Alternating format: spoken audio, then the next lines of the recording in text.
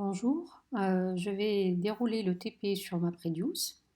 Donc, je rappelle l'arborescence de notre dossier Big Data Lab. Nous avons tous ces fichiers de configuration dans dockercompose.env, dockercompose.yml et surtout notre dossier data qui est configuré pour être mappé sur le cluster. Donc data, il contient un certain nombre de choses, dont un petit dossier MapReduce. Donc le but, c'est d'exécuter le code mapper qu'on a vu en cours, reducer qu'on a aussi déroulé en cours, mais dans un environnement big data, dans un environnement de cluster. Donc pour ce faire, il faut absolument commencer par tester en local. Donc vous pouvez le faire sur votre machine si vous avez Python, sinon vous pouvez vous connecter sur un des nœuds, le nœud maître de votre cluster. Donc une fois que vous avez ça, vous pouvez lancer une commande.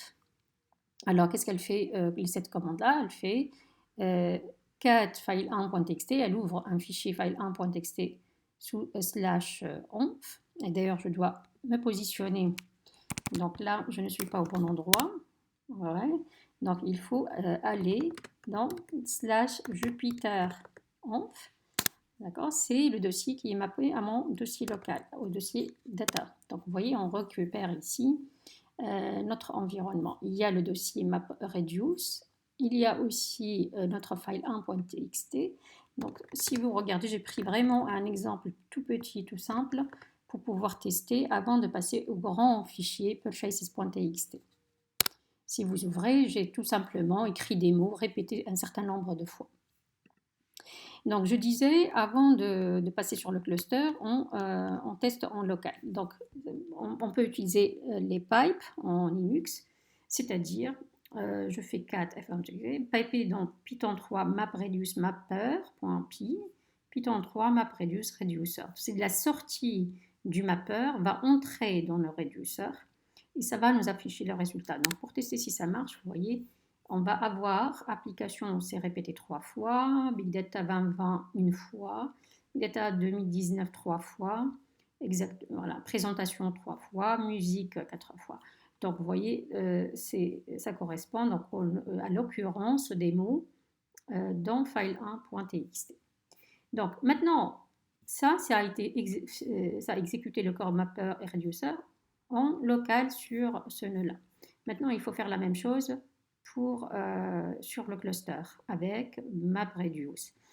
Et en fait, donc moi j'ai préparé au même endroit data un script, ça vous évite de taper à la main les commandes. Donc tout simplement, j'efface, il y a input, output, les dossiers qu'on a créés par HDFS et qui pourraient contenir d'autres fichiers. Donc on commence propre. Ensuite, on recrée sur Hadoop File System, là, donc HDFS, le dossier input avec la commande qu'on a vue avant. Ensuite, on va vérifier que ça a été bien créé. Donc, par configuration, les dossiers qu'on crée, ils sont sur HDFS sous /user/root. Ensuite, on va copier le fichier file1.txt sur le cluster. Le file system.ls input nous permet de vérifier qu'on a bien le fichier et on peut l'ouvrir. Donc, vous voyez, la lecture ici se fait sur HDFS. Et maintenant, on est prêt à lancer la fameuse commande qui nous permet d'exécuter map et reduce sur le cluster. Elle précise qu'on va lire du input, le contenu de input. Ici, on a file1.txt seulement. Et la sortie doit être dans un dossier output. Okay, dans un fichier output, par exemple. Voilà. Pour vérifier que ça marche bien, on va lire donc la sortie et vous voyez que la sortie, comme le fichier il est tout petit, il va être écrit dans une seule partition, dans un seul bloc, alors que si vous faites l'exercice avec purchases.txt, vous aurez au moins 2 partitions ici. Okay, Donc voilà, je vais tout simplement, vous voyez, ce script-là, il est là. Okay.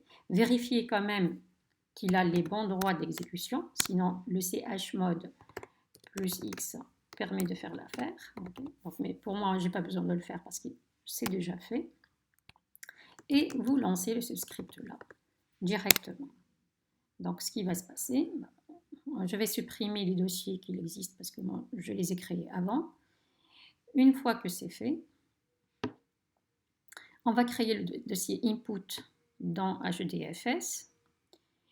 On va vérifier sous /user_root que j'ai bien créé input. Donc là, j'ai un vieux fichier aussi qui figure, mais ça ne va pas être utilisé ici. Alors, je liste sous input et vérifie que le fichier file1.txt existe. Donc là, c'est bon, il est bien créé. Le contenu est bien là. Et là, on va lancer la fameuse commande pour MapReduce qui va s'exécuter en distribué sur notre cluster. Donc, ça va prendre un petit peu de temps au début.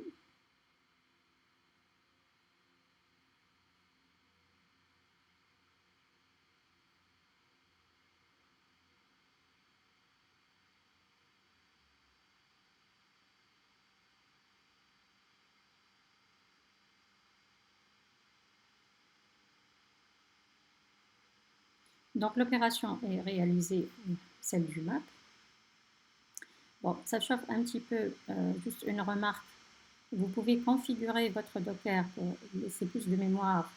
Donc pour information, dans préférence, vous pouvez configurer votre Docker pour allouer plus de mémoire à MapReduce pour aller plus vite. Vous voyez, vous tapez ressources. Ici, vous pouvez mettre pour la mémoire 6 Go et le swap 4 Go minimum pour que ça marche rapidement. Ok, donc là, on affiche le résultat et on a bien l'occurrence de application 3 fois, 4 et ainsi de suite. Donc là, on a bien fait MapReduce en distribué. Merci.